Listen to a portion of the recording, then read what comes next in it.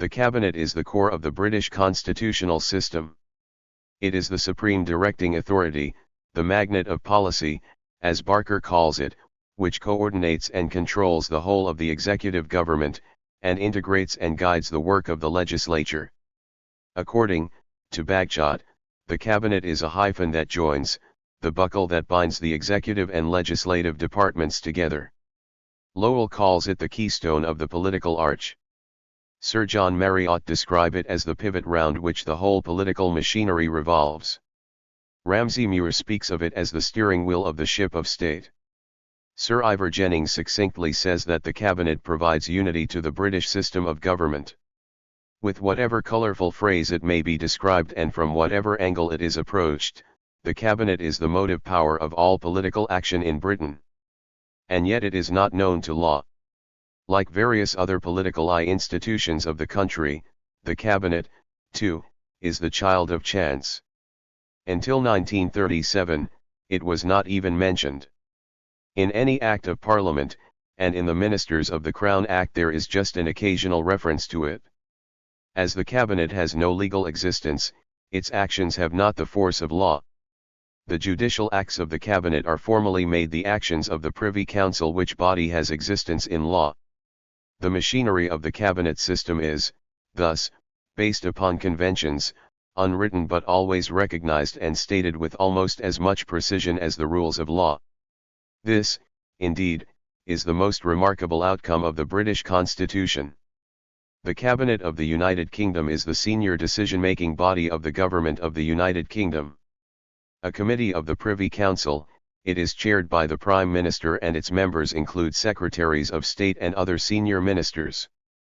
Members of the Cabinet are appointed by the Prime Minister and are by convention chosen from members of the two houses of the Parliament of the United Kingdom, the House of Commons and the House of Lords.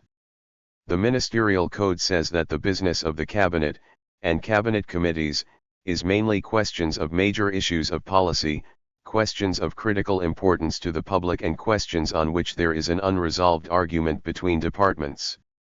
The work of the Cabinet is scrutinized by the official opposition's shadow cabinet.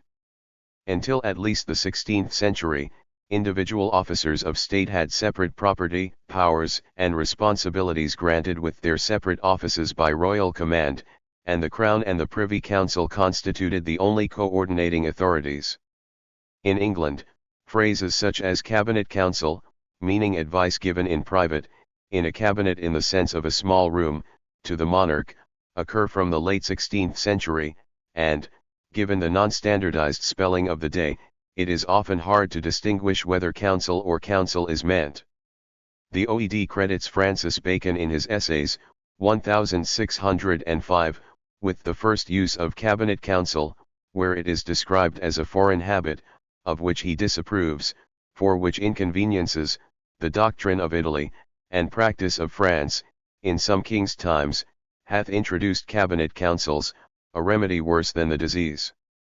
Charles I began a formal cabinet council from his accession in 1625, as his Privy Council, or private council, and the first recorded use of cabinet by itself for such a body comes from 1644, and is again hostile and associates the term with dubious foreign practices.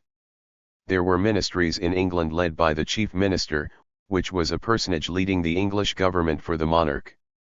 Despite primary accountability to the monarch, these ministries, having a group of ministers running the country, served as a predecessor of the modern perspective of cabinet.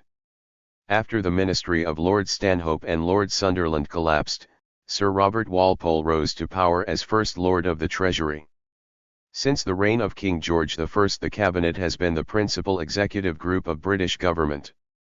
Both he and George II made use of the system, as both were not native English speakers, unfamiliar with British politics, and thus relied heavily on selected groups of advisers. The term minister came into being since the royal officers ministered to the sovereign. The name and institution have been adopted by most English-speaking countries, and the Council of Ministers or similar bodies of other countries are often informally referred to as cabinets.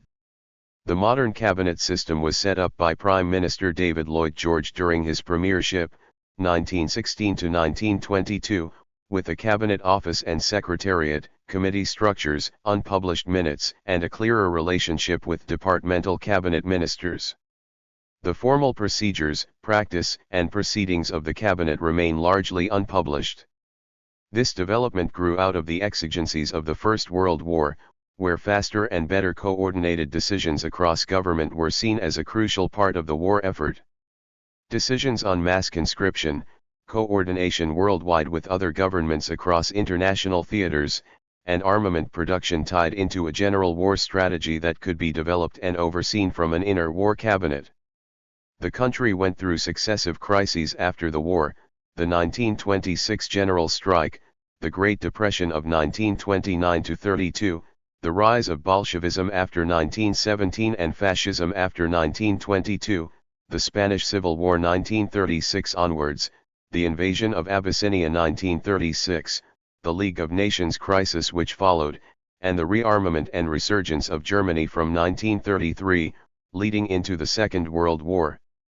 Citation needed. Composition. The Prime Minister decides the membership and attendees of the Cabinet. 5. The total number of Cabinet Ministers who are entitled to a salary is capped by statute at 21, plus the Lord Chancellor, who is paid separately. 6. Some ministers may be designated as also attending Cabinet, like the Attorney General. 7. As it has been considered more appropriate, in recent times at any rate, that the independence and detachment of his office should not be blurred by his inclusion in a political body, that is to say the Cabinet, which may have to make policy decisions upon the basis of the legal advice the law officers have given. 8.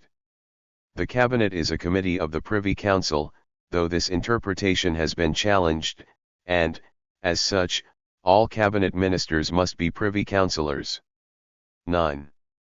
Members of the Cabinet are by convention chosen from members of the two Houses of Parliament, as the Peel Convention dictates that ministers may only be recruited from the House of Commons or the House of Lords, although this convention has been broken in the past for short periods.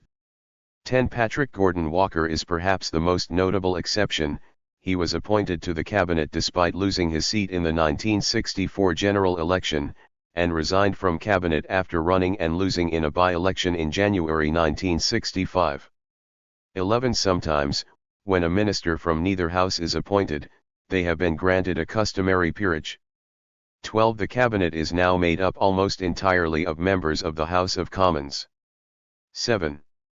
Civil servants from the Cabinet Secretariat and special advisers, on the approval of the Prime Minister, can also attend Cabinet meetings, but neither take part in discussions. It has been suggested that the modern Cabinet is too large, including by former Cabinet Secretary Mark Stwill and scholars Robert Hazell and Rodney Brazier. Hazell has suggested merging the offices of Secretary of State for Northern Ireland, Scotland, and Wales into one Secretary of State for the Union, in a department into which Rodney Brazier has suggested adding a Minister of State for England with responsibility for English local government. Most Cabinet meetings take place in the Cabinet Room of 10 Downing Street, however, they have been known to take place in other places. Despite the custom of meeting on a Thursday, after the appointment of Gordon Brown, the meeting day was switched to Tuesday. However, when David Cameron became Prime Minister, he held his Cabinet meetings on Thursdays again. Upon Theresa May's tenure, she switched the Cabinet meetings back to Tuesday. The length of meetings varies according to the style of the Prime Minister and political conditions, but modern meetings can be as short as 30 minutes. Ministers are bound by the Constitutional Convention of Collective Ministerial Responsibility. Cabinet ministers, like all ministers, are appointed and may be dismissed by the monarch without notice or reason, on the advice of the Prime Minister. The allocation and transfer of responsibilities between ministers and departments is also generally at the Prime Minister's discretion. The Cabinet has always been led by the Prime Minister, whose originally unpaid office as such was traditionally described as merely primus inter pares, first among equals, but today the Prime Minister is the preeminent head of government, with the effective power to appoint and dismiss Cabinet ministers and to control the Cabinet's agenda. The extent to which the government is collegial varies with political conditions and individual personalities. The Cabinet is the ultimate decision-making body of the executive within the Westminster system of government in traditional constitutional theory. This interpretation was originally put across in the work of 19th-century constitutionalists such as Walter Bagehot, who described the Cabinet as the efficient secret of the British political system in his book The English Constitution. The political and decision-making authority of the Cabinet has been gradually reduced over the last several decades, with some claiming its role has been usurped by a prime ministerial government. In the modern political era, the Prime Minister releases information concerning the ministerial ranking in the form of a list detailing the seniority of all cabinet ministers. The centralization of the cabinet in the early 20th century enhanced the power of the Prime Minister, who moved from being the primus inter pares of the Asquith cabinets of 1906 onwards, to the dominating figures of David Lloyd George, Stanley Baldwin, and Winston Churchill. The Institute for Government claims that the reduced number of full cabinet meetings signifies that the role of cabinet as a formal decision-making body has been in decline since the war. This view has been contradicted by Vernon Bogdanor, a British constitutional expert, who claims that the cabinet has, in fact, been strengthened by the decline in full meetings, as it allows more matters to be transferred to cabinet committees. Thus, business is done more efficiently. Most prime ministers have had a so-called kitchen cabinet consisting of their own trusted advisors who may be cabinet members but are often non-cabinet trusted personal advisors on their own staff. In recent governments, generally from Margaret Thatcher, and especially in that of Tony Blair, it has been reported that many or even all major decisions have been made before cabinet meetings. This suggestion has been made by former ministers including Clare Short and Chris Smith, in the media, and was made clear in the Butler Review, where Blair's style of sofa government was censured. The combined effect of the Prime Minister's ability to control cabinet by circumventing effective discussion in cabinet and the executive's ability to dominate parliamentary proceedings places the British Prime Minister in a position of great power, that has been likened to an elective dictatorship, a phrase coined by Quintin Hogg, Lord Hailsham in 1976. The relative inability of Parliament to hold the government of the day to account is often cited by the UK media as a justification for the vigour with which they question and challenge the government.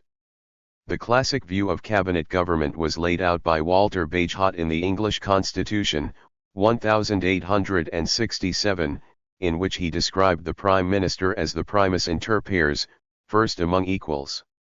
The view was questioned by Richard Crossman in The Myths of Cabinet Government, 1972, and by Tony Benn. They were both members of the Labour governments of the 1960s and thought that the position of the Prime Minister had acquired more power, so that prime ministerial government was a more apt description. Crossman stated that the increase in the power of the Prime Minister resulted from power of centralist political parties, the development of a unified civil service, and the growth of the Prime Minister's private office and cabinet secretariat. 23. Graham Allen, a government whip during Tony Blair's first government, makes the case in The Last Prime Minister, Being Honest About the UK Presidency, 2003, that the office of Prime Minister has presidential powers, as did Michael Foley in The British Presidency, 2000. However, the power that a Prime Minister has over his or her cabinet colleagues is directly proportional to the amount of support that they have with their political parties, and this is often related to whether the party considers them to be an electoral asset or liability. Also, when a party is divided into factions, a Prime Minister may be forced to include other powerful party members in the cabinet for party political cohesion. The Prime Minister's personal power is also curtailed if their party is in a power-sharing arrangement, or a formal coalition with another party, as happened in the coalition government of 2010 to 2015. Thank you for watching this video.